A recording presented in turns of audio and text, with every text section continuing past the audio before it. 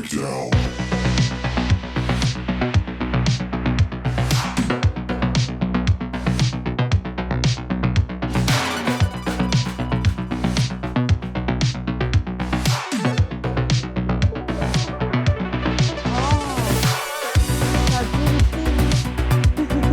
Robocop.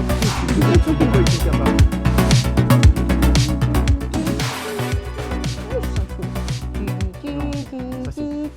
Non. Ça c'est. Ouais, ou alors c'est Matrix aussi. Mais comment tu chantes Matrix? Matrix. Parce que moi j'ai le morceau de Deftones en tête, mais c'est difficile. C'est nul. Mais si, il y a toujours cet Attention, effet. changement d'ambiance. Oh, pas mal. Putain, bravo. Ah, ouais. Je savais pas que t'avais ce talent. On Oh, va faire la goutte d'eau. j'en ai marre, j'ai des cernes. Et moi, Ah, comme ça, regarde. Non? est-ce qu'il a des cernes? Mais tu crois qu'il a lui là, tu crois qu'il a Non, des mais ça cernes? tourne. Lui là. Putain, Mike. on dirait mes parents devant Hein? Internet. Allez. Et c'est parti.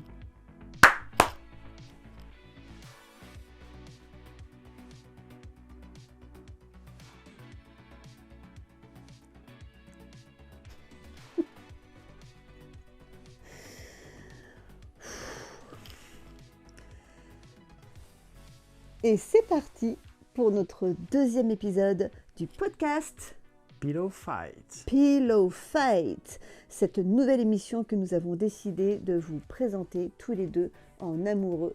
Alors on va pas parler d'amour, quoique parfois ce sera le sujet, mais on va surtout vous parler de vous, de votre lien à la culture geek, et on sait à quel point elle est vaste et riche. Parce que finalement quand on parle de culture geek, on parle de quoi, Gilles ? On parle de la génération X. Certes, mais on parle de jeux vidéo, de bandes dessinées, de livres, de cinéma, de séries. On parle de tout ce patrimoine qui a été constitutif de notre identité et qui fait que nous sommes absolument des êtres exceptionnels et que les générations d'après sont beaucoup moins brillantes que nous. Ça peut paraître prétentieux, mais c'est un peu vrai, non? Franchement, quand tu vois aussi musicalement la grosse différence. Non, mais franchement, dans les années 80 et 90... c'était juste hallucinant, le niveau Carrément musical. prétentieuse. Non, mais alors moi je suis pas tout à fait d'accord avec ça. Enfin, je suis d'accord avec ça d'un point de, on va dire sur les généralités. Par contre, tu trouves aussi plein de gens qui sont issus des dernières générations qui sont des talents exceptionnels, Ouais, c'est vrai. qui sont vraiment brillants. Oui. Qui sont brillants d'ailleurs parce que, et d'ailleurs on remarquera que beaucoup de ces gens-là sont presque dans un rejet du monde actuel. Mais tu C'est-à-dire que, parles de quelle génération? Ils ont quel âge là pour toi? bah, Ils la ont plus de 30 ans quand La même. génération Z. Mais moi, en fait, ça me saoule ces catégories de génération. Même quand je regarde sur Internet et qu'à un moment donné, j'ai fait la démarche. Je me suis dit, attends, c'est quoi déjà les années de naissance qui correspondent à telle génération? Et je trouve des réponses différentes. Alors, c'est quoi finalement la génération à laquelle tu fais allusion? Ben, c'est la toute dernière en fait. On a les millennials, tu sais, c'est celle qui Ouais. s'intercale en fait entre la génération X, qui est la nôtre, et la génération Z. X comme XOR. X comme XOR, Ouais. X comme X-Men, Rien que ça, déjà, c'est X badass. comme, X comme film X. Rien que ça, c'est badass. Oh, bah bravo. Bah, Était-ce vraiment nécessaire? c'est-à-dire que alors, j'ai suivi la donc, pensée de nos non, mais spectateurs. je veux pas faire la vieille snob en disant c'était mieux avant, mais je le pense quand même. D'accord.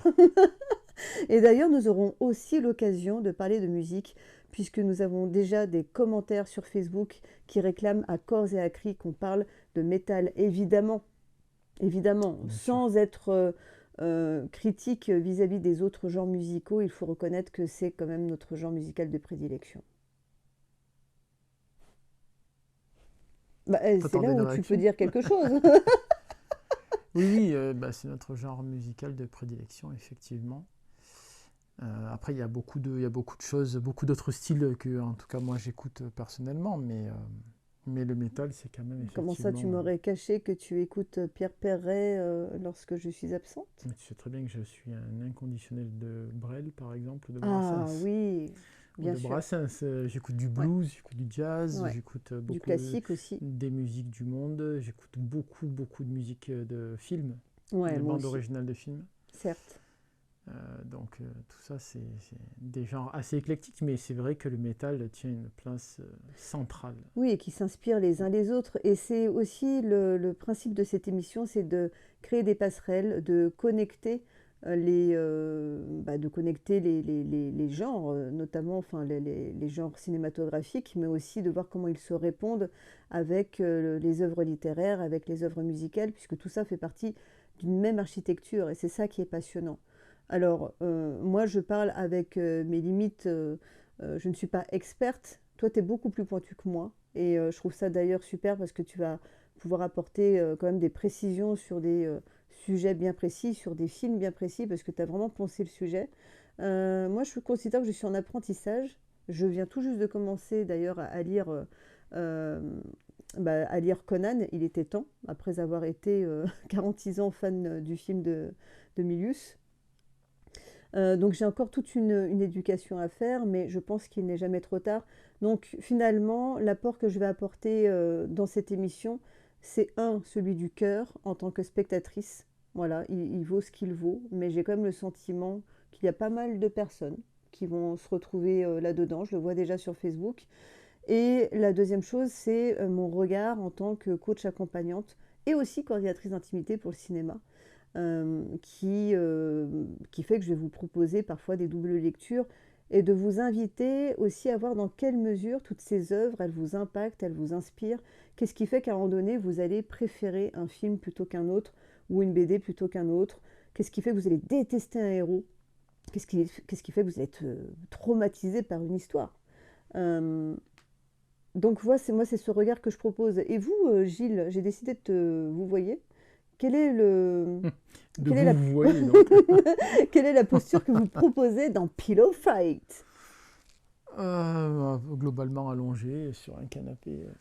Oui, d'ailleurs, c'est la raison pour laquelle vous remarquerez que la caméra bouge, parce que nous sommes évidemment avec un matériel hollywoodien. Il y a toute une équipe autour de nous. Nous avons investi 50 000 euros dans chaque épisode. Ouais, tu peux m'amener un café, ouais. Ouais, voilà. Alors, il y a des travelling, il y a une grue aussi. Mais finalement, on s'est dit, on se la joue un peu cinéma d'auteur, un peu roots. Je veux un enfant, mais pas de toi. On coupera ça au montage. Alors, par quoi commençons-nous? Alors, on vous prépare un programme aux petits oignons. On a déjà plein de thématiques qui sont en train d'émerger. Il y a vraiment de quoi faire. On va s'éclater. Et c'est vraiment le truc qui nous motive par rapport à cette émission. C'est l'enthousiasme, la passion. Mais pour ce lancement, nous avons envie de commencer sur des bases assez générales. Mais on va voir que finalement, du général, on va vite partir dans les détails. Et j'aimerais proposer Propose. un sujet qui fâche. Hum. Et là, normalement, roulement de tambour. Un sujet qui fâche. Pourquoi? Parce que quand on est geek, quand on est passionné, et on le voit sur les forums sur Internet, il y a des personnes qui sont extrêmement, extrêmement intransigeantes, intolérantes, rancunières. C'est ce qui fait que parfois il y a des mouvements entiers de fans qui s'insurgent contre la suite d'une série, contre une écriture ou une adaptation qui n'est pas une bonne adaptation, et on les comprend. Et donc forcément, il y a un côté fan, pour ne pas dire fanatique, qui fait que il y a certaines œuvres qui sont sacrées. Tu sais que fan est l'abréviation de fanatique. Oui, absolument, mais fan dans le langage courant est plutôt positif. Un fan est un admirateur, mais le fanatique est obsédé, et d'ailleurs il y a un très bon film, Le Fan, avec Robert De Niro. Et Wesley Snipes. Qui parle très bien de cette relation aux fans. Bodyguard aussi met en scène... Bon, bref, on ne va pas partir dans le sujet des fans. Alors moi, ce que j'aimerais, et on vous encourage d'ailleurs à réagir ensuite en commentaire à l'écoute ou à la visualisation de ce podcast, j'aimerais que vous nous disiez quels sont vos films intouchables, et j'aimerais que tu me dises, toi, quels sont tes films sacrés. À savoir que la définition du film sacré, c'est le film pour lequel vous seriez prêt à rompre, pour lequel vous seriez prêt à rompre avec la personne de votre vie, avec votre meilleur ami, vous seriez prêt à bannir cette personne de votre groupe Facebook, vous seriez prêt même à porter plainte, à le poursuivre en justice. D'accord? Mhm. Donc c'est vraiment très très grave. C'est un sujet très grave. Ouais, On rigole pas avec c'est les films sacrés. extrêmement solennel. Et donc ce n'est pas forcément les meilleurs films, ce sont les films auxquels vous êtes les plus attachés. Il y a de l'affect. Tout à C'est fait. intouchable. C'est ce que j'allais dire. Gilles, mon amour, Oui, femme. quels sont tes films sacrés? Bien, le premier là, pendant que j'essaie de réajuster mes cheveux. Conan, quand même. Conan, on en parle souvent, lequel? bien sûr. Le premier, Conan le barbare. Conan le barbare, qui trouve pour moi son égal dans un autre registre, dans le western, avec Le Bon, la Brute et le Truand. Alors, je sais que Étonnant, le ouais. parallèle peut sembler être un grand écart, mais je m'explique sur ce qui les rapproche. C'est la synchronicité entre le son et l'image. Ah, ouais. C'est-à-dire que la bande son raconte les images et les images racontent la bande son dans ces films. Et donc je trouve qu'il y a un sens de la narration aussi qui est vraiment exceptionnel. La musique est un personnage et elle amplifie l'action. Oui, oui, absolument. Et en fait, je me permets de rebondir sur Le Bon, la Brute et le Truand. Tu vois, parmi moi, les films sacrés, c'est Il était une fois dans l'Ouest. Ouais, ouais, je comprends. Je ne tolère aucune critique. La personne qui va me dire oh, il y a des longueurs. Non, mais ta gueule, en fait, c'est juste un chef-d'œuvre. Et c'est juste la force et la puissance du silence, la puissance des regards, de la posture, du charisme. C'est l'une des plus grandes leçons de cinéma. Et d'ailleurs, il y a ce fameux plan avec la grue qui monte, qui est repris d'ailleurs dans Retour vers le futur, qui a été repris ensuite dans d'autres films, qui est déjà est une ouverture ultra majestueuse, à la fois majestueuse. Les westerns, c'est vrai, ont ça en commun, en tout cas ceux de Sergio Leone, c'est qu'ils montrent la misère, ils montrent des mecs crasseux qui puent la transpi, on n'a aucun doute là-dessus, et en même temps ils sont beaux, et il y a une noblesse en fait dans l'image. C'est-à-dire qu'on sort des westerns qui sont très lissés avec John Wayne, où Ouais. on a beaucoup de cow-boys qui sont glabres. Ah, t'as placé le mot glabre. Ouais, Bravo. ouais. Je sais pas combien ça vaut au Scrabble, mais c'est pas mal. Qui n'ont pas un poil sur les joues, si tu préfères, pour la traduction. Et en fait, on arrive sur finalement un western sur lequel on s'identifie beaucoup plus. On a des personnages qui sont roublards, ils sont tous rusés, et chacun à leur façon, et chacun avec un système de valeurs différentes. Et c'est hyper. Et ils sont avides. C'est hyper intéressant. Ils crèvent de faim. Tu sens qu'il y a quand même le côté. Alors, c'est vrai qu'ils ont soif de l'or, ils ont soif d'or, mais tu sens aussi qu'ils n'ont pas trop le choix. Il y a vraiment un côté, c'est ça où tu crèves. Hein. Oui, parce qu'on n'imagine pas qu'à cette époque, il y a la sécurité sociale, si tu veux, dans le Far West. Ouais. Et c'est hyper intéressant parce que, hormis ces espèces, enfin, ces deux paires, on va dire, de personnages, il y a aussi évidemment Star Wars avec la narration de John Williams, qui est exceptionnel dans ses thèmes pour raconter une saga aussi incroyable que Star Wars. Pareil, ça c'est un film qui est intouchable. Pour moi, l'Empire contre-attaque est absolument intouchable. Les autres le sont? Les autres sont plus perfectibles, mais il faut comprendre que Nouvel Espoir a déjà... le premier épisode manque déjà forcément clairement de budget. J'encourage, là je fais le parallèle avec la BD, à lire impérativement Les Guerres de Lucas, que j'ai reçu comme un magnifique présent. Sachant que tu as fait la moue. Il a fait la moue au départ. J'ai fait la moue, Moi, j'étais trop fière. Je m'étais dit, en tant que fan de Star Wars, il devrait aimer. Et en fait, sa première réaction, je me permets de raconter, hein, la première réaction quand tu as vu le titre, c'est « Oh, bah ouais, mais je connais déjà l'histoire ». Et finalement, c'était génial parce que je t'ai vu quand même à un moment donné mettre le nez dedans. Et là, ça y est, j'ai vu ton ton regard s'illuminait, t'étais tout content. En fait, t'arrêtais pas de me raconter la BD, c'était même Ouais, terrible. ouais. C'était pénible. Oui, La prochaine non, fois, parce que c'est au bout d'un moment, laisse-moi la lire aussi. la prochaine fois, tu m'offriras un télé Non, 7 mais jours, si tu tu veux. savais pas, regarde, il y a ça. Ouais, ouais, non, non, mais c'est vrai bah, parce que c'est un monde quand même spécifique dans lequel on peut...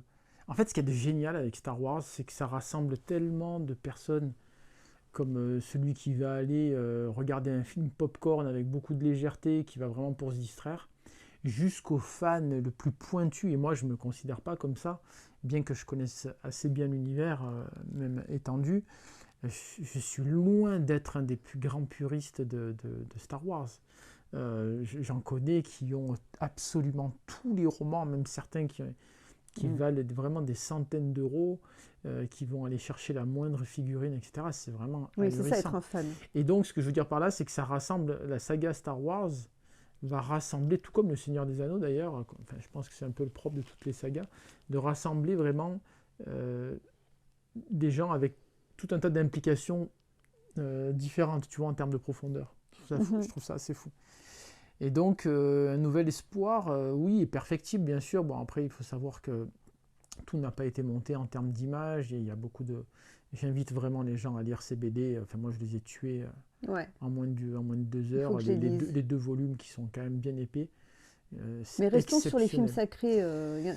Donc, tu as cité Le Bon, la Brute et le Truand, Ouais. Star Conan, Wars, Conan, le S- Barbare, Star Wars, encore une fois, Star Wars, l'Empire contre-attaque. j'insiste sur l'Empire contre-attaque Ouais, parce qu'il ouais. a vraiment quelque Oui, chose. donc ça, vraiment, tu pourrais, si demain Ah, je te dis, je ouais, mords. l'Empire contre, tu sais, le pire, Le dédain dans le ton. Le c'est dédain dans le ton. c'est le commentaire fade, le commentaire mou. Non, C'est, ouais, attends, c'est un peu tiède. ouais, c'est pas mal. Ouais, ouais, C'est j'aime un peu bien. tiède. Alors, Non, mais attends, moi, c'est un truc qui me rend c'est pas dingue. tout à fait vrai ça, parce que quand nous on dit ah c'est pas mal, Oui, c'est vrai. tu vois, c'est pas mal, Ça veut ça dire que veut c'est dire que c'est exceptionnel. très bien, Ça veut dire c'est que c'est très bien. exceptionnel. Ouais, Je dirais pas ça, parce que exceptionnel on sait l'employer, ouais. mais c'est pas mal, c'est déjà très bien pour nous. Oui. C'est juste qu'on n'est pas, comment dire, généreux en compliments, c'est Non, notre mais, nature. Mais non, mais, non, mais c'est vrai. oui, mais ce qui est horrible, alors, c'est quoi la pire, tu vois, le pire commentaire qu'on puisse faire, vraiment qui va t'énerver par rapport à un truc que tu adores? Ouais, Star Wars, c'est bon, les petites bestioles, là, machin. Oh, Ah, tu vois, ça horrible! marche bien ça. Ah ouais, c'est horrible. Et tu sais quoi, le pire? C'est après la comparaison qui est complètement absurde, qui n'a aucun lieu de... qui n'a aucun rapport. Genre, ouais, mais c'est comme Transformers. Ouais, ou alors des Tu vois? questions à la con, tu vois. Genre, par exemple, mais ils font comment pour aiguiser leur sabre laser? J'avoue, elle vient de me passer par la tête. Mais t'as des gens qui ont des trucs techniques comme ça, tu sais, Ouais. genre, ouais, mais dans l'espace, on peut pas propulser un vaisseau comme ça. Oh De toute putain, façon, mais ta gueule. en fait, c'est vrai, Ah, parce ça que m'énerve. techniquement, c'est vrai. Oui, mais on s'en fout. On peut pas stopper C'est pas le on peut pas sujet. stopper un objet dans En l'espace. fait, au bout d'un moment, tu vois, dernièrement, j'avais une discussion avec un journaliste, je ne dirais pas qui, je ne vais pas, comment dire, dénoncer le fait qu'il bossait à Radio Nova.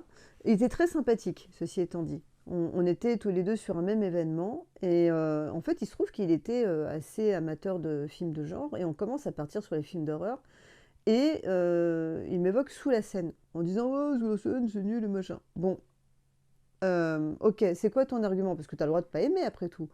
Ouais, c'est pas crédible.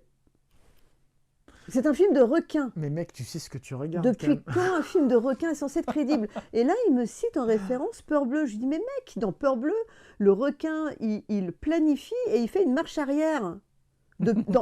À quel moment c'est crédible? Donc, en fait, à un moment donné, je veux bien qu'on soit critique, mais il faut que ce soit acceptable.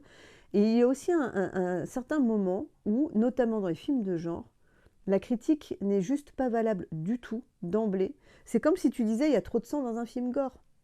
Oui, il faut que ce soit légitime à un moment donné. Mais là, on ne peut pas discuter avec ce genre Ah d'argument. non!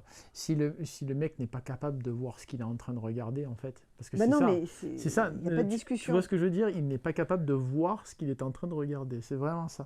C'est-à-dire que Ouais. le gars regarde un film et il va chercher à légitimer. Enfin, à quel moment est-ce que déjà de base, on peut mettre un requin donc dans un univers d'eau salée dans la Seine? Enfin, je veux dire, Alors, il y a des requins d'eau douce, il y a des requins dans la Tamise ouais, d'accord, aussi, mais d'ailleurs. on parle d'un requin blanc, là. Ouais. Si tu veux, bon. Mais c'est pas le sujet, en C'est fait. pas On le va pas aller dans sujet. son Bon, sens. enfin bref. Enfin bref, t'as compris. Bon, moi, je peux être Il y a quoi prêt. d'autre? Il y a Fight Club. Ah ouais, putain. Fight Club, je ne... Ouais, ouais, ouais, ouais. Ah, je- j'ai déjà entendu des commentaires très énervants. Genre, ouais, c'est pas crédible. Ah, tout ça pour ça. Non, non, non. Fight Club, exceptionnel. Le rapport à la matérialité. Enfin, Ah bah, c'est un il y a film très tellement de choses, on philosophique. pourrait faire toute une émission C'est dessus. un film à C'est- étudier au lycée. Il y a des films comme ça, notamment Matrix, où il y a vraiment un aspect. Bon, Matrix, c'est même, comment dire, métaphysique. Enfin, Ah, pour moi, c'est un film qu'on devrait Ma- imposer euh, Matrix? à l'école. Matrix? Ouais. Matrix est une sorte de combinaison entre Terminator, Total Recall, dans le sens où il vit dans un monde illusoire et voilà, et la philosophie du bouddhisme, quoi. Mm. C'est complètement ça, hein, c'est-à-dire le monde de la stimulation des sens simulés, en fait. C'est évidemment la Moi, même. il m'a fait une fracture au cerveau quand je l'ai vu. J'étais sidérée. Je l'ai vu avec des gens qui sont sortis de la salle en mode oh, c'était cool ce film. Genre, et on passe à autre chose. Mais moi, en fait, je suis restée muette. Et en fait, j'ai ça quand il y a un film qui me marque. Je suis dans un état de sidération. Et il faut absolument que tout mon entourage le voie. J'ai un gros besoin de partage à ce moment-là. Et c'est terrible parce que comme je n'avais pas d'amis à l'époque, j'avais personne avec qui partager. Du coup, je me sentais très seule. C'est pour ça que je fais cette émission aujourd'hui. Mais je me suis, Et en t'as un fait, ami. je me rends compte on a été nombreux à être seuls. Oui, bon, ça c'est un autre sujet. C'est encore un autre sujet. Mais Mais enfin, ça peut changer une vie, un film comme ça. ouais. Alors même s'il y Moi, a je des me films qui rappelle que vieillissent mal, attention. moi, je me rappelle que quand je l'ai vu, ce film, au départ, j'avais un peu de, pas de colère, mais j'étais un peu, comment dire, je voyais en fait les concepts qui avaient été employés ou pris pour faire ce film dans les choses que j'aime bien étudier, notamment au niveau du bouddhisme ou du taoïsme philosophique. Et, et, euh, bon, après, on était jeunes, hein, je veux dire, on avait 20 ans, quoi, tu vois, Mm. quand ce film est sorti, ou 22 ans, un truc comme ça. C'est 99, je crois. Donc, ouais, 21 ans. Si tu veux, il y avait un côté de moi qui voulait plus honorer ces philosophies-là. Mais en fait, le film est génialissime. C'est-à-dire qu'il y a une forme d'éveil des consciences sans forcément passer par une sorte de Mm. prédication. Bah, c'est ça la difficulté, c'est que en fait, il y a des ultra-puristes qui auront du mal à apprécier certains films parce que ça va aborder des sujets qu'ils connaissent par cœur et ils auront toujours l'impression à un moment donné d'être trahis parce que ça ne sera pas assez spécifique. Mm. Mais il ne faut pas oublier qu'un film n'a pas une vocation de documentaire, il n'est pas là pour expliquer, il est là pour, comment dire, raconter un récit qui va Mm. générer une émotion à laquelle on va s'identifier. Et parfois, même derrière ce côté qui vulgarise et qui peut grossir les traits et générer des clichés, ben, n'empêche que ça va créer une curiosité. Et d'ailleurs, j'ai une question à te poser au sujet de ce film. Quelle est la scène qui t'a le plus marqué de ce film? Alors c'est drôle parce qu'il y a la scène de la cuillère. Ah oui, c'est vrai, tu m'en parles Euh, souvent de cette scène. Parce que en fait cette scène-là m'a beaucoup aidée dans ma vie. Et c'est drôle parce que finalement c'est un exercice d'auto-hypnose. Combien de fois dans ma vie je me suis dit la cuillère n'existe pas. Et c'était une manière pour moi de me dissocier volontairement en me disant cette douleur n'existe pas, cette réalité n'existe pas, ton esprit est plus fort que ce que tu perçois en fait, ou que ce que tu ressens. Tu peux transformer. Et qu'est-ce qui te fait penser que ton esprit n'est pas ce que tu ressens? Putain, tu fais chier. Ah mon amour. Qu'est-ce qui te fait penser que ton esprit, ton flux de conscience, n'est pas constitué de tes sens? Mais ils sont connectés, ils dansent ensemble. Mhm. Si j'étais, enfin j'imagine, enfin, par exemple la personne qui est plongée dans un coma, qui est complètement, enfin comment dire, dont le corps Dans un état végétatif. et c'est ça, bah elle existe autrement en fait, elle va exister dans une autre dimension dans une autre dimension. Et dans nos rêves aussi, enfin quoique dans nos rêves aussi on peut avoir des sensations corporelles. Bah, mais c'est pas le sujet, oh, t'es en train de Mais dévier là. je suis en train de te demander quelle est la scène qui t'a le plus marqué Eh dans le film. ben, sinon, hormis la scène de la cuillère qui m'a... euh, Il y a le steak, Ah ouais, c'est celle que parce que là, c'est vraiment le choix. c'est celle que j'allais C'est évoquer. finalement... là, tu te poses vraiment la question, et j'ai envie de faire un parallèle avec Her, de Spike Jones, où la réflexion est la même. C'est entre quelque chose de satisfaisant, de délicieux même, mais dont tu sais que c'est illusoire, que c'est artificiel, Mhm. et la réalité, mais au sens vérité, mais qui, elle, peut être dure, décevante, euh, où tu es vulnérable. Que choisis-tu? Ben, pour moi, c'est très simple, hein. Que choisis-tu aussi entre l'illusion de la sécurité, C'est très simple. mais en tout cas, tu as le sentiment de sécurité, Mm. et une liberté, mais qui est effroyable. Mm. Voilà, on a bien plombé Pour, pour, l'émission. Merci. pour moi, c'est strictement la même chose. C'est strictement la même chose. Parce que que tu vives une réalité qui est décevante, ça reste une réalité, mais à quel moment est-ce que toi tu juges? En fait, c'est pas la réalité qui est décevante. La réalité, elle te propose une Oui, c'est la situation. perception. C'est toi, c'est ta perception des choses, c'est ton attachement et ton rejet des choses, ton attachement à ce qui te plaît, ton rejet à ce qui te déplaît, qui fait que ça enclenche de la souffrance. Parce que ce monde, il est appelé à se transformer. D'ailleurs, le bonhomme divorce dans le film, Mhm. donc il est appelé à perdre ce qu'il aime, puisqu'il aime a priori sa femme. Il n'arrive pas à divorcer, à signer les papiers. Et donc c'est ça qui le fait souffrir, mais c'est la transformation des choses et son esprit qui est attaché, mais c'est pas du tout. euh, et la réalité virtuelle, entre guillemets, qui est plaisante, etc., elle est amenée elle aussi à se transformer. Tu vas être amené de toute façon à la perdre parce que tu vas mourir aussi, dans tous les cas. Donc il y aura une souffrance exactement de la même façon. Il n'y a pas de différence du tout entre les deux. Pour moi, il n'y a aucune différence entre les deux. Ok, c'est intéressant. Mais tu sais, c'est un peu ce que... En tout cas, il y a toujours le risque de perte, c'est sûr, parce que de toute manière, demain, il n'y a plus d'électricité, par exemple, C'est ou il y a un bug. C'est le même principe que quand tu évoques justement le parallèle des sensations qu'il y a entre le sommeil et l'état de veille. Mhm. C'est la même chose. Ouais. C'est la même Oui, chose. là, tu as un autre niveau, en fait. Parce que finalement, je pense que nos deux discours se valent, mais ça dépend à quel niveau de conscience tu te places. Bien sûr. Moi, je te parlais à un niveau humain au Non, quotidien, mais en gros. j'ai bien compris, mais Et toi, tu es à un niveau plus spirituel j'en encore. profitais pour pousser la réflexion. Bien joué, mon amour. Un autre film ultra sacré où vraiment tu serais prêt à prendre un marteau de 500 tonnes pour fracasser la tête de la personne. Parce que là, on parle cash dans ce podcast. On peut Predator. s'auto... Ouais, Predator. Predator ouais, Predator. Ouais, Je crois qu'il n'y a pas de discussion. Predator. ouais. C'est Predator, juste un florilège de punchlines magnifiques. C'est un hymne à la testostérone. C'est-à-dire que moi, en tant que gonzesse, quand je vois ce film, je dis pas que j'ai envie d'être un mec, mais j'ai envie d'être leur pote. Je dis putain, c'est trop cool d'être un mec. Ah, déjà, tu as envie d'aller à la salle de muscu. Ouais, c'est vrai, j'ai trop. Là, j'ai les biceps. Ah, J'ai envie de mettre un maquillage de guerre. Enfin, c'est trop cool, quoi. Ils fabuleux, sont quoi. trop cool. Fabuleux. La vraie bande de mecs, quoi. Ouais, Des mecs qui en ont vu, qui Ouais. vont en voir, qui passent à travers des épreuves. C'est carnassier, c'est de la jungle, c'est l'état primal. C'est le Ouais, et retour à ils arrivent à être touchants. Ah, bien sûr. Parce que c'est ça qui est Ils fort. sont il y a une- touchants parce que, en fait, parce que le prédateur les met face à leurs failles, à leurs questionnements, à leurs doutes. Et finalement, ils se sont construits. Donc, on voit que c'est pas des mecs qui sortent. Si tu veux, c'est pas des mecs déconstruits, hein. Et quand ils arrivent dans la jungle, alors que les gars, ils ont fait l'Afghanistan, le Cambodge, et qu'ils essaient d'oublier ça, si tu veux, ils arrivent là, tu vois, et puis ils ont une espèce de gros truc qui fait 2,10 m, tu vois, avec des canines comme ça, tu sais pas chez quel dentiste il va, lui. Et les mecs, ils se retrouvent avec des peurs, alors que les gars, ils se sont envoyés 32 types qui passent à la moulinette, comme il dit l'autre, tu vois, comme il dit Mac.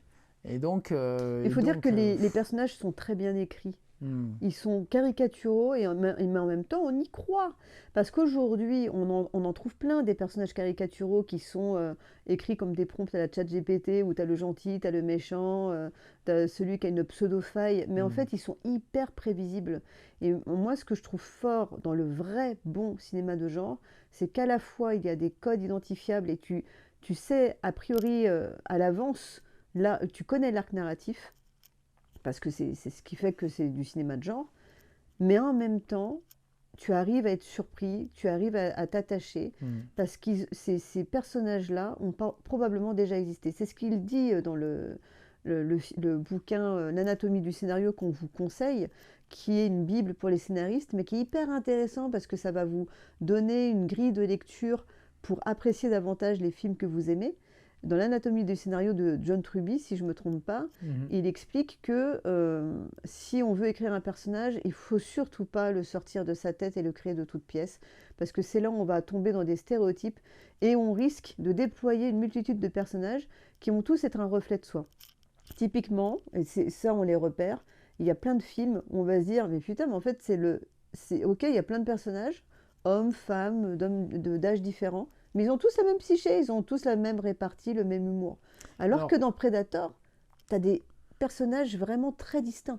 Je suis d'accord avec ça, mais attention à ne pas confondre aussi le rôle du scénariste et le rôle des dialoguistes. Parce que parfois, alors quand le scénariste fait les dialogues, déjà c'est très dur d'arriver à rester dans la tête du personnage quand il parle. Mais alors quand tu es dialoguiste et que c'est pas toi qui as conçu les personnages en amont, là c'est encore plus compliqué, je crois. Ouais, mais souvent les deux se confondent aujourd'hui. Je pense qu'il y a beaucoup de, si tu veux, de films comme ça qui souffrent de ce type d'erreur. Et ouais, donc Predator. Et en fait, ce que j'aime, en fait, c'est que tout au long du film, on voit en fait tous ces personnages qui sont hyper rompus à la guerre, etc., qui s'effritent. En fait, ils s'effritent lentement jusqu'à ce que tu aies des options différentes. Certaines qui se battent, t'en as deux qui vont vers la folie, enfin t'en as un qui va vers la folie, donc c'est Mac. Blaine veut se battre, Mac sombre dans la folie, en voulant se payer une petite fête. T'as comment dire, Carl Weathers, donc Dillon, qui d'un coup voue les bons samaritains. Tu vois, ils ont tous, en fait, chacun de ces personnages a un but à réaliser. Billy, alors lui, il choisit carrément l'affrontement, c'est-à-dire tu sens qu'il a la peur. Il le dit clairement, à un moment donné, j'ai la pétoche. Et Poncho lui dit arrête tes conneries, je t'ai jamais vu avoir la pétoche, tu vois. Et donc, il choisit de faire face, quoi. À un moment donné, il jette ses armes, allez, vas-y, on y va au couteau. Maintenant, j'ai pas envie de vivre dans la peur une minute de plus. Il veut choisir sa mort. Il y a aussi ça. Oui. Il y a une forme de dignité dans son attitude. C'est ça. Et puis, il y a vraiment une volonté d'affronter sa peur. Ouais. Il sait qu'il va y passer, mais il ne veut pas y passer comme avec un tir dans le dos, quoi. C'est vraiment ça. T'as l'infirmière qui est là, bon, Anna. Vas-y, donne sa tirade en espagnol, s'il te plaît. Parce que tu l'as dit au moins une fois par jour. Non, ça va, c'est bon. Mais c'est lorsqu'il fait très chaud que ça se passe. Et cet été, il fait très chaud. Enfin bon, bref. Et donc, elle est là pour vouer la bonne samaritaine, quoi, entre guillemets. Ouais. Et Arnold qui est complètement dans ce retour à l'état tribal du combat, où tu as vraiment deux espèces sauvages et primaires, deux espèces primales même, qui s'affrontent. Ça, c'est vachement cool, quoi. Mais elle, c'est... Attends, dis-moi si je me trompe, c'est pas elle qu'on a vue beaucoup plus âgée, beaucoup plus tard, donc, dans un épisode de la série d'anthologie de Guillermo del Toro. Tout à fait, dans le premier épisode. Ouais. Incroyable. Ouais. J'aime trop quand on retrouve comme ça des comédiens ou des comédiennes, comme l'actrice dans Terminator qui fait la mère de John, et qui n'est... c'est fou, enfin, on la reconnaît pas forcément tout de suite quand même. L'aurez-vous reconnu? Parce que c'est quand même l'un des personnages les plus badass du cinéma de genre, notamment science-fiction mélangée horreur, qui est... Quoi? La mère dans Terminator 2. Oui, eh bien Sarah Connor. Non, la mère. Ah, mais mince, c'est pas la mère Ah adoptive. oui, oh là là, l'actrice, d'accord, oui, Velasquez, qui joue Oh, c'est Velasquez dans Aliens exactement. 2, C'est dans pas Aliens beau quoi en ça? fait. Ouais. Velasquez. Ça, encore un personnage ultra badass qui aurait pu être dans Predator. Elle a typiquement l'énergie. Mais les deux sont réalisés par le même réalisateur, donc c'est tout à fait logique. Euh, James Cameron. Oui, mais Predator n'a pas été On, réalisé par non, on parle pas Cameron. de Predator là, tu parles d'Aliens Ah oui, et de pardon, excuse-moi. Oh Terminator. putain. Oui, oui, parce Terminator que 2. je disais qu'elle. Oui, ok, d'accord. Est-ce que tu as un autre film intouchable? Moi, par exemple, Retour vers le futur, c'est sacré. Ah oui, non mais ça c'est encore...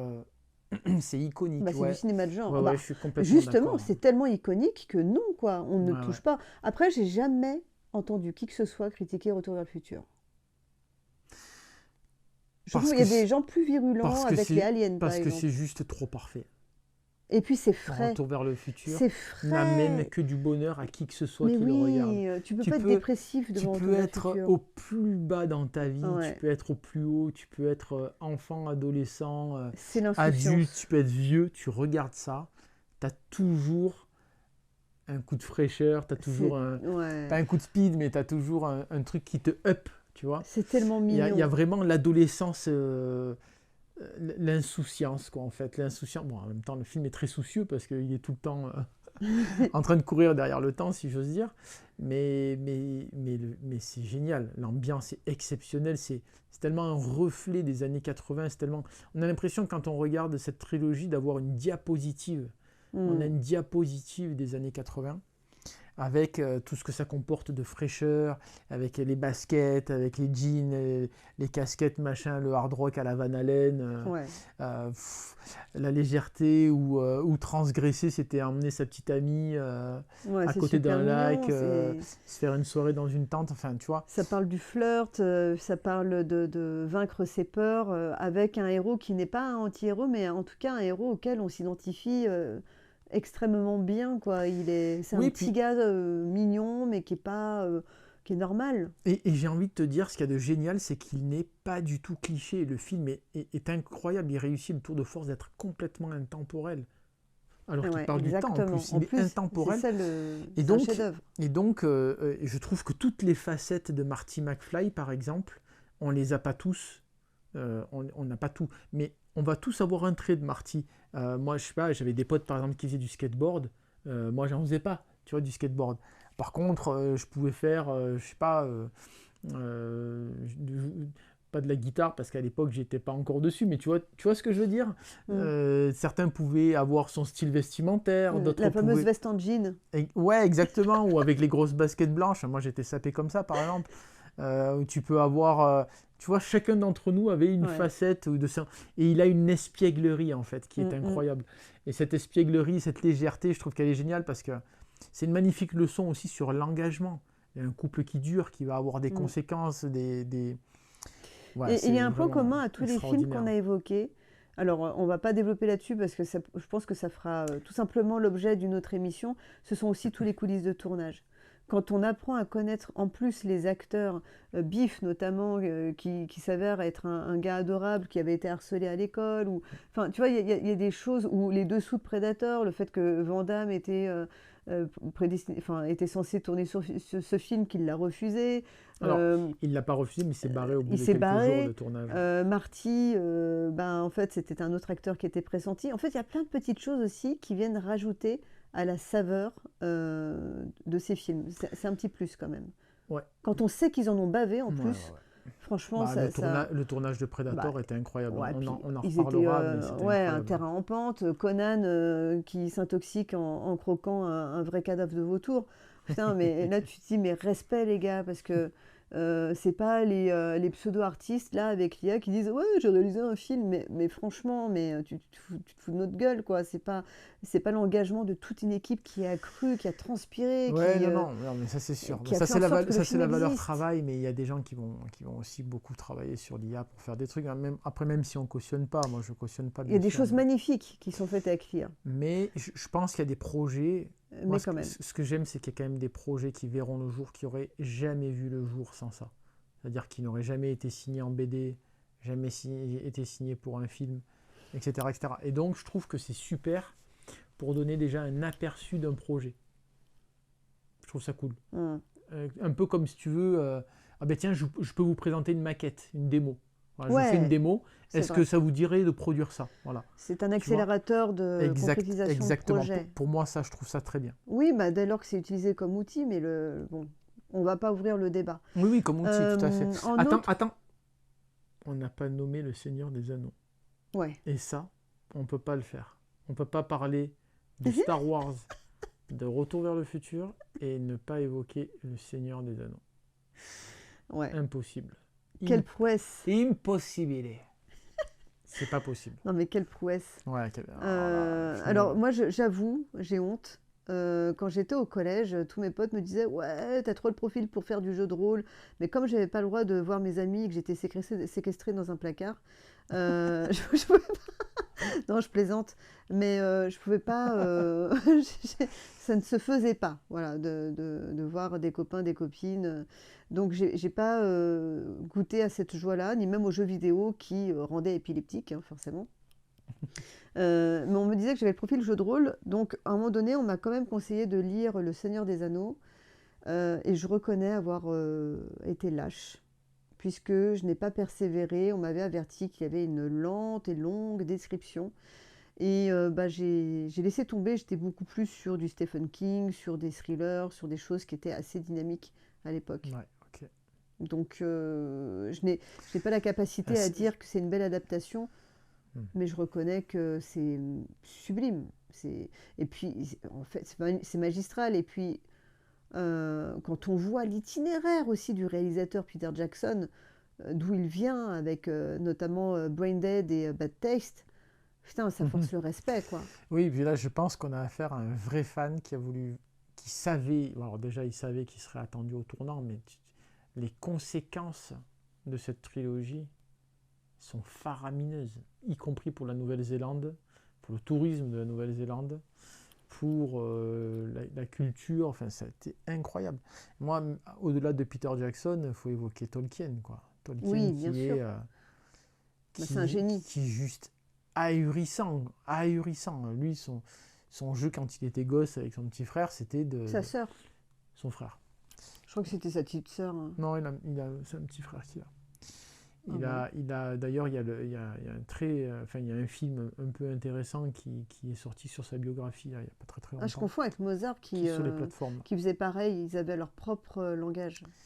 Et voilà, lui, il passait son temps à concevoir des alphabets, des langages, etc. C'est exceptionnel. Il a fait un travail, mais c'est magnifique. Qui est gargantuesque, qui est juste colossal.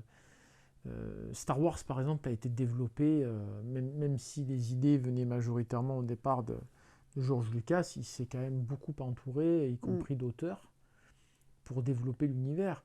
Mais Tolkien a tout géré quasiment, solo, quoi. Oui, et en plus, non seulement c'est un univers multiple, mais tout se tient. Les arcs narratifs se tiennent, les quêtes sont lisibles. Et voilà, encore une fois, il y a une architecture qui est très cohérente. C'est comme un arbre immense. Et puis 17 Oscars, des branches qui se déploient. Une bande son incroyable de Howard Shore Le casting aussi, rien à dire. Hein. Le casting est fou, mais le casting n'est pas si... rappelle-toi, au moment où il est casté, hormis Elrond de Foncombe et Ian McKellen, et bien sûr l'immense Christopher Lee pour Saruman, finalement il y a assez peu d'acteurs qui sont très connus. Tant mieux, parce que ça ne vient pas vampiriser le film. Mais c'était le choix de George Lucas aussi dans le premier Star Wars. Il ne voulait surtout pas d'acteurs connus.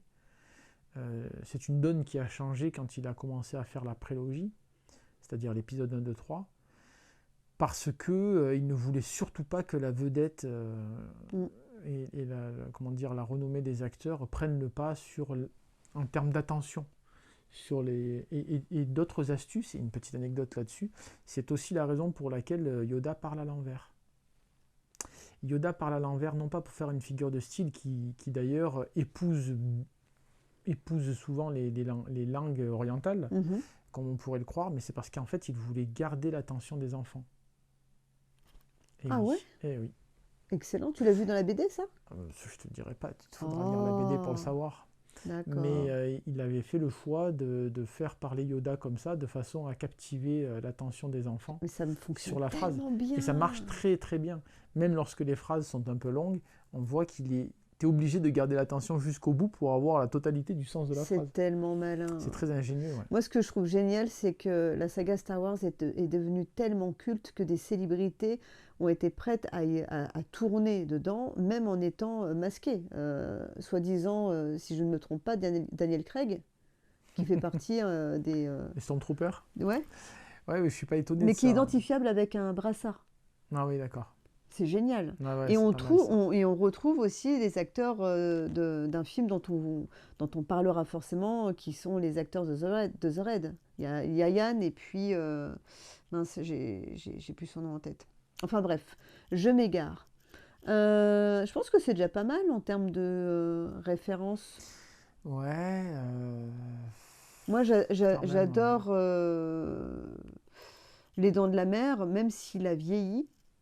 Je trouve qu'il est toujours effroyable. Mais je pourrais tolérer des critiques. Je peux comprendre que certains n'adhèrent pas. Euh, Alors, je vois pas pourquoi quand même. mais bon, ils auront forcément tort, on est d'accord. Je vois pas pourquoi. Je trouve que c'est un film remarquable. Remarquable dans la façon d'être filmé.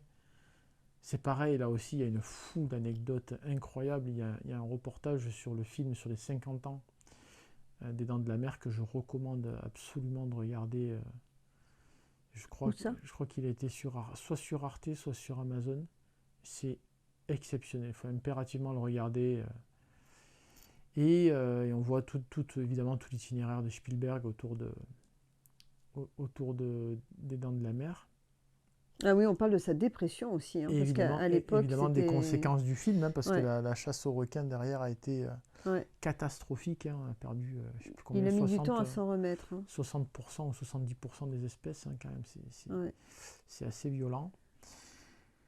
Et ouais, non, les Dents de la Mer, c'est un monument. Mais tu sais, c'est un petit peu comme un jour, je discutais de ça avec un copain qui me demandait quels étaient mes films favoris. Donc, je cite très très rapidement Le Bon, la Brute et le Truand. Et je pense que Les Dents de la Mer, c'est un film comme ça aussi qui sont devenus maintenant. Ce sont des monuments. Et les monuments sont intouchables. Ouais. Voilà, Mais il y aura toujours un con qui dira ouais, ouais, bof. ouais, mais on s'en fout. Ouais. Ce sont des films qui ont fait l'histoire. Mm. Tu vois. Ah, c'est comme les gens qui osent critiquer Schwarzenegger, au Non bout d'un moment, seulement. Non, mais je veux dire, s'il n'y a pas Les il a Dents de plus la rien à Mer, prouver, quoi. il n'y a pas Sharknado. Non, mais. Alors, pour la petite Alors, je histoire, suis d'accord. j'ai eu Mais, quand même l'immense joie de présenter l'avant-première de Sharknado, je ne sais plus lequel, peut-être le 2 ou le 3, aux côtés de François Descraques, réalisateur du Visiteur du Futur, où j'ai eu la joie d'incarner la baronne. Et un jour, François, qui connaissait mon amour des films de requins, me dit, ça te dirait de présenter Sharknado. Voilà, là je me suis dit, mais évidemment, ça ne se refuse pas. et là, tu as su que tu avais t'avais réussi ta vie. Ouais, ça fait partie des petites fiertés. Une petite satisfaction. Ouais, donc voilà. Pour moi, c'est des monuments qui sont intouchables parce qu'ils fondent carrément un style. Mhm. Et le western spaghetti, je veux dire, c'est pas compliqué. Hein, Bon, on arrive bientôt à la fin de cette émission.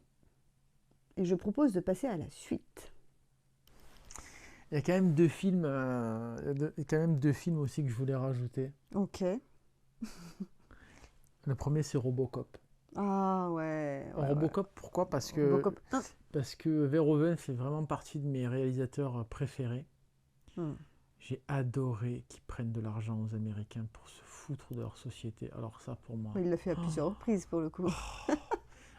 Si tu veux, entre Robocop et Starship Troopers, Ouais. mais alors vraiment, là c'est vraiment fabuleux. Donc, je choisis Robocop parce que, pour vraiment faire pour rendre hommage au cinéma de Verhoeven, parce qu'il a évidemment, avec Basic Instinct, Total Recall, Starship Troopers, etc. Il a vraiment, lui aussi, travaillé avec Basil Poledouris, notamment, Ouais. qui avait composé la bande. Et surtout, il y a bande son de tellement d'audace Conan. dans son écriture. Oui, c'est-à-dire qu'en fait, il conserve une tradition d'écriture européenne avec des moyens américains. Et c'est ça qui a été vraiment pas mal pour Verhoeven. Et l'autre, c'est Terminator 2. Alors, pourquoi Terminator 2 ? Parce que je trouve... Alors, c'est pas le même registre, hein, mais tu vois ce qu'on disait tout à l'heure par rapport à Retour vers le futur, je trouve que Terminator 2, il a réussi à piéger les années 90. Ouais. C'est-à-dire que... Musicalement aussi. Oui, bien sûr. Cameron a réussi cette espèce de tour de force où quand on regarde Terminator 2, on sait que ce sont les années 90. C'est les années où tu vas trouver des salles de jeux vidéo, il y a cette insouciance, il y a quand même ce côté-là un peu rebelle aussi. Et on commence à avoir de plus en plus d'ados qui se rebellent aussi. Enfin voilà, il y a tout ça. Et donc, ça me permet de faire la transition vers Arnold Schwarzenegger. Tu voulais parler d'Arnold Schwarzenegger ? Absolument, très cher. Et je voulais quand même refaire le lien avec nos métiers, mine de rien, parce que nous, on n'est pas critique cinéma. Nous, on accompagne. Pour le moment. Ouais, c'est vrai. Nous, on accompagne. Et j'avais envie de reprendre, mesdames et messieurs, c'était quoi ce bruit ? Ah, c'est l'oreille de Gizmo. Je voulais qu'on reprenne ensemble les 6 principes qui sont très connus. Attention à son chapeau. C'est pas encore l'heure de Gizmo. Lui s'en fout. J'aimerais qu'on reprenne rapidement les 6 clés, les 6 lois même, les 6 règles de la réussite d'après Arnold Schwarzenegger. C'est pas encore la saison. Et pour ceux qui ne le savent pas, quand même, si on cite Arnold, ce n'est pas juste pour sa carrière en tant que comédien culte. C'est quand même quelqu'un qui incarne la réussite. Vous avez le droit de ne pas l'aimer, mais a priori, si vous regardez, écoutez ce podcast, c'est que vous êtes quand même dans la team Schwartzy. Mais pour ceux qui ne le savent pas, oui, il incarne la réussite pour moult raisons. C'est-à-dire qu'avant d'être comédien, sachant qu'après il est quand même devenu gouverneur de Californie, il a eu toute cette carrière monumentale en tant que bodybuilder. D'ailleurs, j'ai envie de te dire, quand tu vivais aux États-Unis, tu as connu, toi, un petit peu son mandat en tant que gouverneur ? C'est pas du tout quelque chose qui me préoccupait à l'époque. C'est vrai. Je crois qu'il l'a été de 2005 à 2011, un truc dans le genre. En tout cas, c'était effectivement quand j'y habitais. Je ne sais plus combien de titres il a eu, mais il a titre 5 ou 6 fois. 7 fois Monsieur Olympia. Ouais, Mister Univers, en étant le plus jeune, a gagné ce titre, et Mister Olympia. Et avant ça, il était déjà millionnaire. Il était entrepreneur, il avait investi dans l'immobilier. À 22 ans, il achetait déjà son premier immeuble. C'est quelqu'un de très intelligent, de très stratégique. Et je pense que même si on peut lui trouver des défauts, parce que oui, il est humain, c'est pas une machine. Je suis pas d'accord. Je pense quand même. C'est un T800. Ouais, c'est vrai, je pense quand même que, bon, quand ce monsieur parle, il y a peut-être quand même des choses à retenir. Libre à soi de les adapter à nos situations, parce qu'il y a souvent un truc avec tout ce qui touche au développement personnel ou même à la spiritualité, des choses comme ça, c'est qu'il y a des gens qui vont râler en disant « Ah, il y en a marre des injonctions ». Non mais attendez, en fait, vous faites bien ce que vous voulez. Vous avez le droit de faire la gueule, vous avez le droit de ne pas vous lever de votre lit, vous avez le droit de ne pas être motivé et de dire je vais manger des chips, rester sur mon canapé et ça me va très bien. En fait, on s'en fout. Personne ne va venir vous arrêter parce que vous ne faites pas de sport ou parce que vous n'êtes pas bienveillant. Non, le principe c'est que on a envie de partager des choses qui peuvent inspirer. Et après, on les adapte comme on veut. Donc déjà, moi j'aimerais avoir ton avis. La première règle, c'est fais-toi confiance. Il faut écouter sa vision intérieure. Et je cite, si vous n'avez pas de vision claire de l'endroit où vous voulez aller, vous n'y arriverez jamais. C'est quand même du sens pratique. C'est un peu comme le GPS. Si tu n'as pas de destination, tu ne sais pas où tu vas. Tu peux emprunter un chemin, apprécier ce chemin, mais ça peut prendre beaucoup de temps. As-tu juste une réaction à faire par rapport à ça ou sur fais-toi Oui, confiance? bien sûr, bien sûr. Parce que je pense qu'avoir un cap, c'est ce qui donne une fermeté dans ta détermination. Si tu sais où tu veux aller, tu te poses pas de questions en fait. Donc ça permet déjà de balayer le doute. Ça permet aussi de donner beaucoup plus de fermeté à l'intention d'aller quelque part, de savoir où tu veux aller. Et c'est quand même assez fondamental. Je crois que quand on dit fais-toi confiance, c'est comme si on avait une sorte de distance par rapport à la chose. Mais quand on est vraiment dans la confiance, il n'y a pas de question à se poser. On n'a Mm. même pas à se faire, on n'a même pas à se faire confiance parce que il n'y a même pas ce concept-là. Oui, c'est pas Je un veux dire, effort, on ne décide pas de se lever un matin en disant eh, tiens, aujourd'hui, je vais me faire confiance. Non, bien non, sûr. tu te lèves C'est un confiant. état. Tu Mm. te lèves en étant confiant. Mais le truc aussi, c'est que pour ceux qui n'ont pas encore confiance en eux, et ils sont nombreux, parce que moi, ça fait notamment partie des demandes les plus fréquentes que j'ai dans les commentaires sur les réseaux, c'est donne-nous des conseils pour gagner en confiance.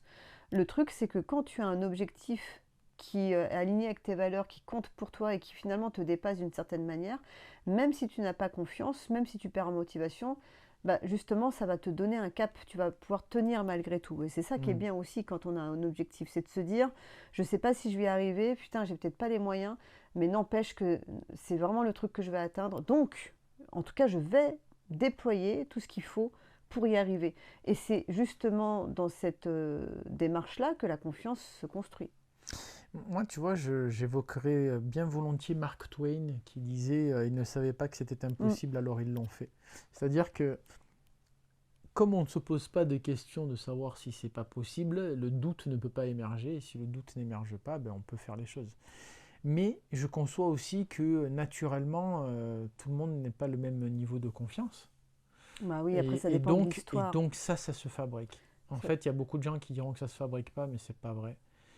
Quand on est un enfant en fait et qu'on ne sait pas encore marcher, on doute, on tombe, on a acquis une expérience de savoir que ah ben tiens on a mis trop de poids sur la jambe droite, pas assez sur la jambe gauche.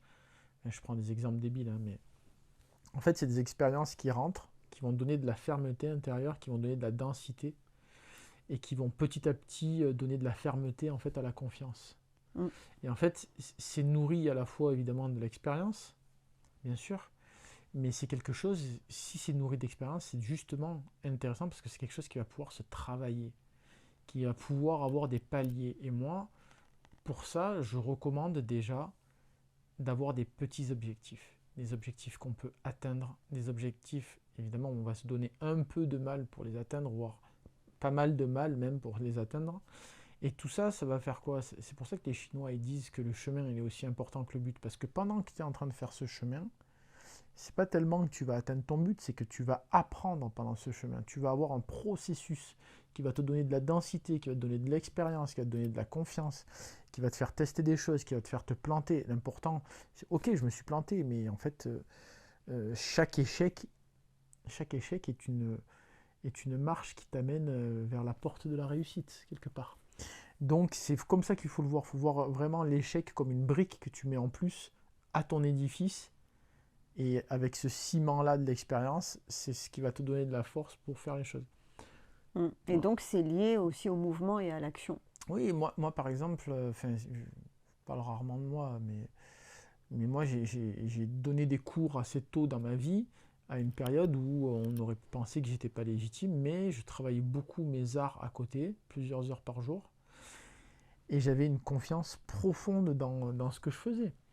C'est parce que je travaillais beaucoup ce que je faisais que j'avais confiance quand j'étais amené à le démontrer, ou voilà, tu vois. Et je pense que ça, c'est super important, c'est d'arriver à développer cette densité. Parce que sinon, ça devient de l'orgueil. Et Mm. c'est pour ça qu'on dit que l'orgueil est une peur. C'est parce que cette peur, elle est légitime. On sait qu'on n'a rien dans le magasin, donc on met tout dans la devanture. Tu vois? Voilà. Ouais, j'ai envie d'ajouter, et je pense que bah, en fait finalement tu sais quoi, je pense que les 5 prochaines règles, on va les garder à chaque fois pour une émission différente. Ouais, ok. Parce qu'il y a tant à dire, ne serait-ce déjà que... Enfin, ah là là, ça y est, je suis fatiguée. Ne serait-ce déjà que sur la confiance en soi. finalement, c'est un peu bizarre quand on y pense. Parce que là, on est habitué à cette expression, à cette difficulté qui consiste à dire j'ai pas confiance en moi. Mais vous vous rendez compte, c'est quand même super bizarre. Allez dire ça aux animaux. T'as pas confiance en la personne avec qui tu passes le plus de temps, à Mm. savoir toi. Mm. C'est quand même louche. On est prêt à faire confiance à des personnes qu'on ne connaît pas. Oui, mais ce que tu soulèves, c'est très intéressant parce que tu as confiance en toi, et c'est là où on voit que c'est pas une mauvaise, mais une confiance fallacieuse, que tu noteras aussi Ouais, pour le bravo, Scrabble, bien joué. parce que elle renvoie au regard des autres. Exactement. C'est-à-dire qu'une confiance en soi, en fait, profonde, sincère, ferme, elle ne dépend pas du regard des autres. Et d'ailleurs, on voit ça très très bien. Dans quoi on le voit? On le voit par rapport aux diplômes ou aux capacités et aux habiletés. C'est-à-dire que on a plein de gens qui sont diplômés mais qui ne savent rien faire. Et on a aussi plein de gens qui savent faire plein de choses et qui ne sont pas diplômés. Et le niveau de confiance entre les deux est très très différent. Parce qu'il y en a un qui a de l'expérience et l'autre qui a été simplement validé en cochant, si tu veux, les cases d'un... Ouais. Mais celui qui a été validé peut avoir beaucoup d'orgueil mais justement, justement afficher bien une fausse sûr, confiance. mais c'est ça qui est intéressant justement. Et alors, faut se tromper, enfin, faut se tromper. Faut se méfier des apparences, parce qu'il y a aussi des personnes, je suis bien placée pour le savoir, pour les accompagner, qui affichent beaucoup d'assurance. Et en fait, plus elles affichent cette posture d'assurance, de beau gosse, de personnes qui réussissent, qui a de l'argent, enfin, ça va passer par plusieurs signes de réussite. Et parfois, plus c'est justement le symptôme, non pas seulement d'un manque de confiance en soi, mais d'un manque d'estime de soi. Donc c'est une manière de compenser, de mettre un énorme pansement, un joli pansement bien doré, pour dire, bon, bah, à défaut de m'aimer, à défaut de penser que je suis à la hauteur, je vais compenser avec des signes extérieurs qui vont Oui. appeler la validation, la reconnaissance, voilà, l'admiration, la séduction aussi. C'est-à-dire qu'on se valide, peu importe moi. Alors si se valider, ça veut dire avoir une Rolex. Si se valider, ça veut dire gagner temps, avoir telle bagnole. Ah bah les marques sont faites pour ça. Mais justement, ouais, c'est de la reconnaissance sociale, bien sûr. Mm. Mais justement, tout ça, c'est très très intéressant. C'était une très belle conclusion. Non, mais je trouve ça très Mais intéressant. ça ouvre à une autre émission dans le entière. rapport que l'on a à soi. Et puis, que veut-on faire de cette confiance aussi? Exactement. À quoi ça sert? Pourquoi est-ce que je souhaite développer cette À quel point confiance, c'est etc. important finalement? Pourquoi c'est si important? Hmm. Parce qu'on peut accomplir beaucoup de choses, on en connaît aussi. Des personnes qui n'ont pas confiance en elles, mais putain, qui accomplissent de la même manière. Il y a des personnes qui ne sont pas forcément spécialement douées, mais parce qu'elles vont être acharnées, elles vont travailler, elles vont avoir des parcours exemplaires. Je te prends un exemple, Mike Myers ou Leatherface.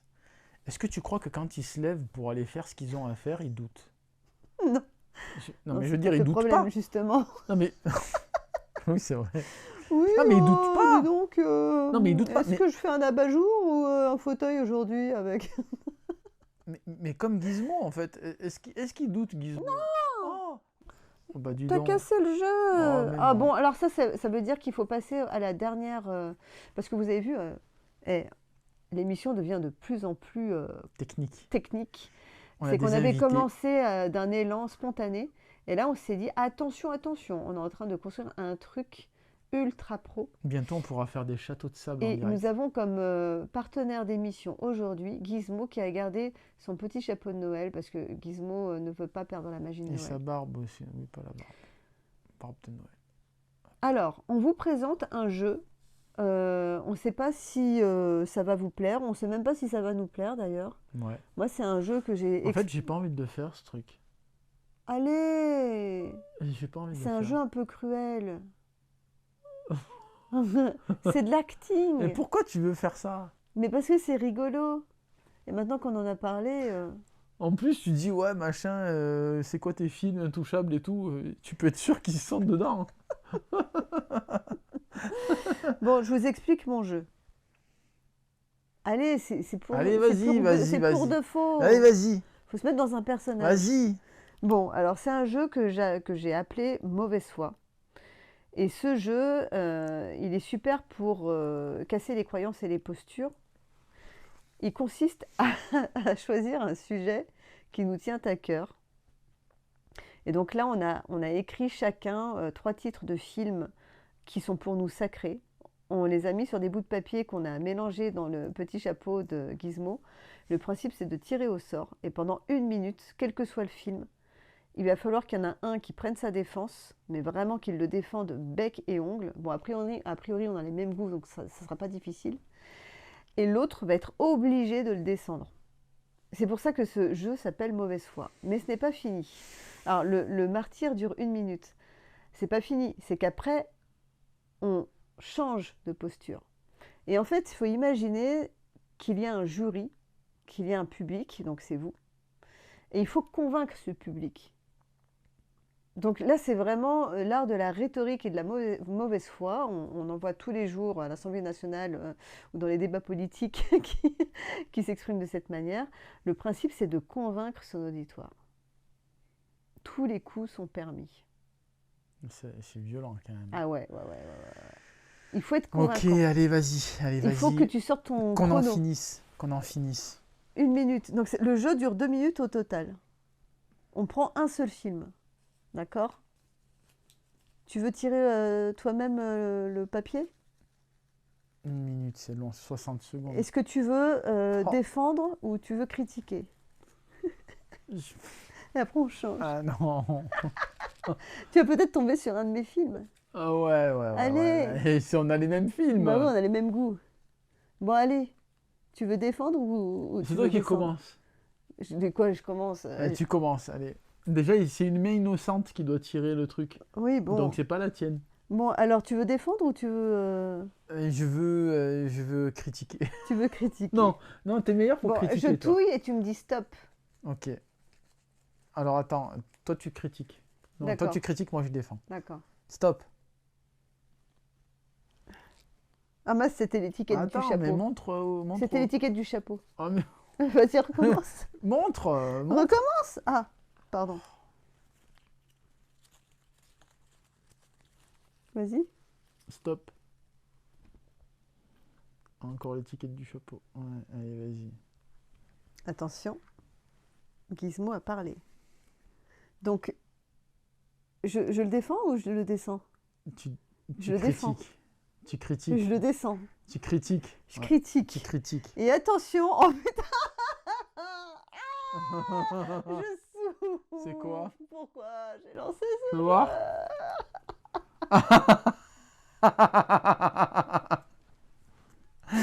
Ladies and putain, gentlemen, c'est dur, je c'est suis trop dur. hyper content de tomber sur un de tes films.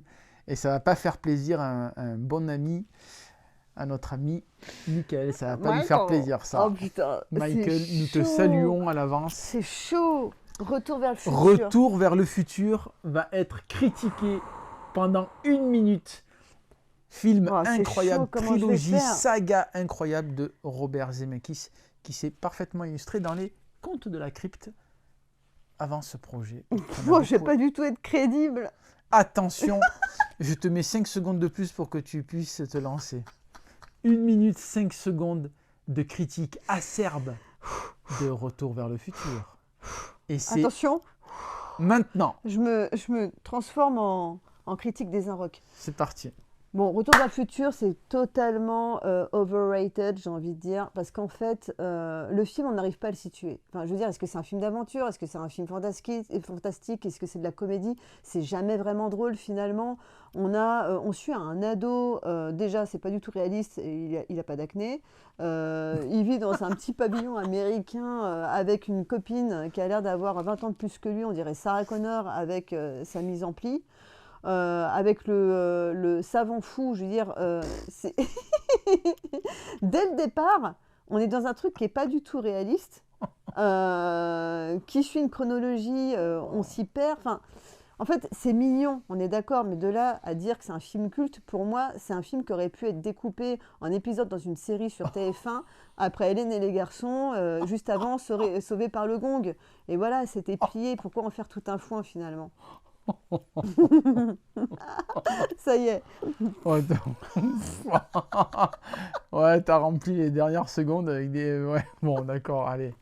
Allez, c'est validé, va. Mais en fait, celui qui défend, il faut que ça soit un mauvais film, je suis bête. Ça ne fonctionne pas si c'est un film que t'aimes déjà, c'est trop facile. Bah oui, mais c'est pour ça que j'ai choisi ce rôle. Je choisis la facilité. Ah non, non, non, c'est un jeu, franchement, c'est dur comme jeu. C'est super dur, hein, C'est t'as vu, hein. super dur. Mais allez, on a mis que des films Bah ouais, mais c'est ça le jeu. Attention, je vais défendre Retour vers le futur pendant 1 minute et 5 secondes. Un film incroyable, une saga qui restera Oh dans, bah super! quoi, dans Pardon, les annales. je me tais. Bon, c'est un sens de l'anticipation de Zemeckis qui est fabuleux. L'acting est incroyable. Marty Non mais McFly, tu te fous de quoi. ma gueule, Non c'est mais ça. quoi? Qu'est-ce qu'il y a? Mais c'est vrai, Christopher Lloyd est génialissime, un jeu théâtral de fou. En plus, on a des Iraniens ou des Irakiens qui, avec du plutonium, c'est complètement d'actualité, c'est complètement intemporel. C'est pas des Syriens? C'est une, ouais, c'est des, on s'en fout, ils sont de là-bas. Ils sont du Moyen-Orient. Bon bref, t'as compris. Ils essaient d'avoir de l'uranium et de faire péter des bombes, d'avoir la bombe atomique. Et ça fait 40 ans que ça dure, ils en ont toujours pas. Bon bref. Et c'est incroyable, c'est une trilogie absolument folle. Des éléments de dingue qui se situent dans des... Sale.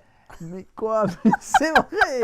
On aime Attends, trop. ta Mais manière on de aime trop. défendre, ta manière de faire un J'aime, gage. c'est Attends, tout, je j'aime. connais l'étendue de ton champ lexical. Ouais. T'as placé glabre, t'as placé quoi d'autre tout à l'heure? Putain, non mais en temps Fallacieux. normal, fallacieux, en temps normal, tu vas juste parler de la météo et tu vas être capable d'en parler avec des alexandrins. Et là, tout ce que tu as à dire, c'est c'était incroyable, franchement, génialissime. Bon, ok, d'accord, alors Ouais, c'était trop bien. Ouais, mais c'est très difficile. C'est super difficile. Bon, allez, maintenant tu tires au sort. Attends, je la refais. Non, pas du tout. Oh, mais Ah, t'es bah non. chiante. Allez, un dernier. Allez, c'est à moi de tirer au sort. C'est moi la C'est main. une émission qui dure 2 heures. C'est moi la main innocente ce soir. Bon, bah, il est tombé tout seul.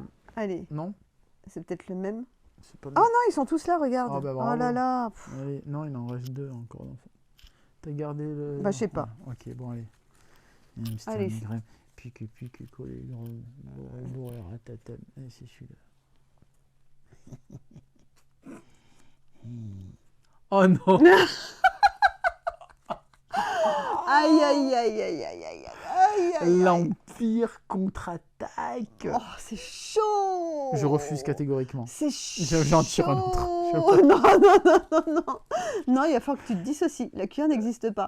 Eh, c'est une réalité. On est dans une autre réalité. Ah non, je Ah, peux si, si, pas. si. Ah bah, Non, je peux pas. mon amour, à un moment donné, il faut ce qu'il faut. Je sais que c'est le jeu, mais je peux pas. Acting, montre que tu peux être comédien. Non. C'est ça être comédien. C'est se trahir à chaque fois. Non, mais moi je peux être comédien comme ça. Voilà. Ça, je peux le jouer comme rôle, c'est pas un problème. Où ça? Non, mais eh, tu peux critiquer avec ton propre style. Non, on peut pas critiquer. Il y a ça. mille et une manières de critiquer On peut quelque pas- chose. Eh non, on peut pas critiquer. L'Empire contre-attaque. Mais- Ok. Attends, est-ce que tu sais le nombre de millions de gens qui sont fans de ça? Et ils vont tous garder Mais je vais... en reel juste l'extrait où tu critiques l'Empire contre-attaque. je vais avoir Et une après, tu vas te fatwa faire sur ma harceler. tête. Ils vont m'envoyer Mandalorian et Boba Fett sur la tronche. Ça va... Non. Alors moi, je permettrais de citer mon cher père par rapport à Star Wars et par rapport à l'Empire contre-attaque. Et alors, je respecte parce que là, ça touche à tes valeurs. Est-ce que tu vas le faire avec l'accent vietnamien? Et non, J'ai peur. non, parce que je parle pas viette, donc du coup, on va dire que c'est raciste. Bon, après, j'ai les yeux bridés, j'ai le droit, mais bon, enfin bref.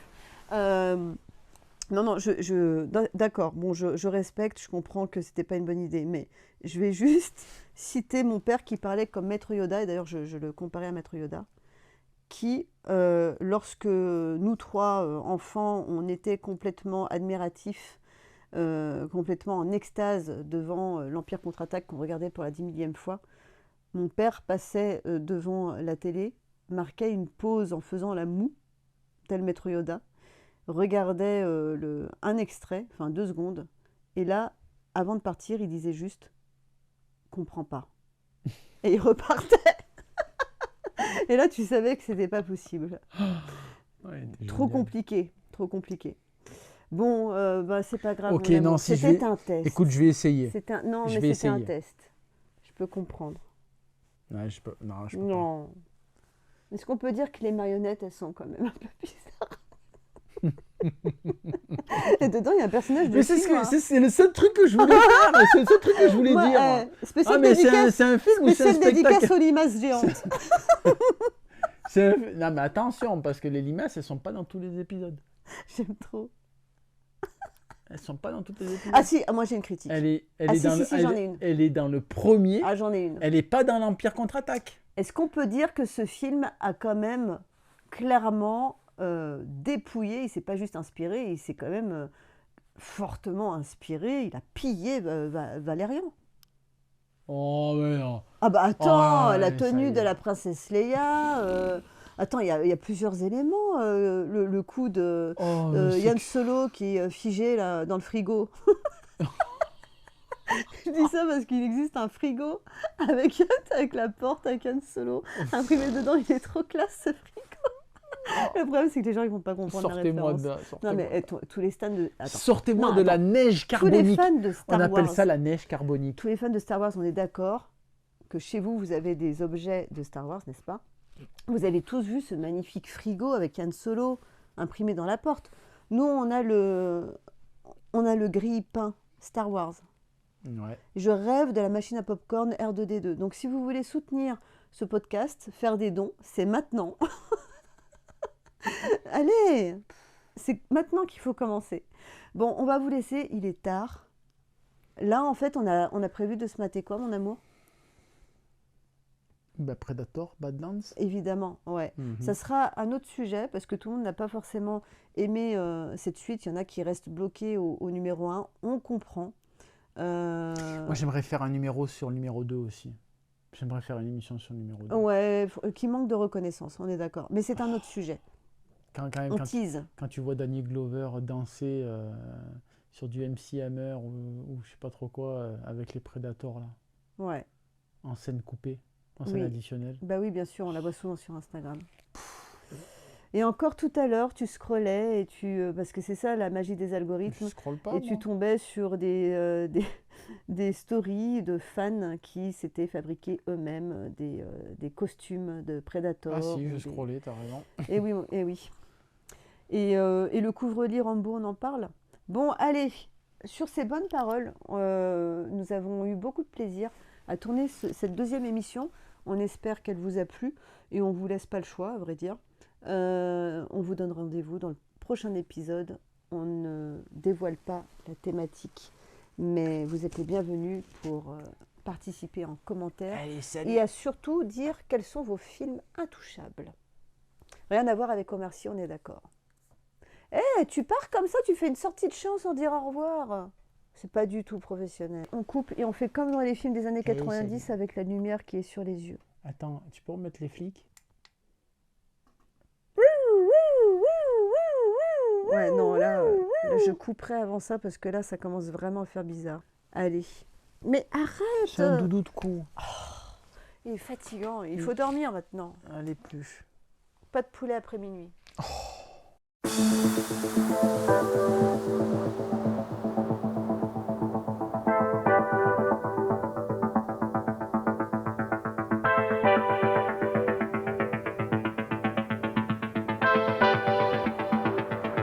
Galaxy.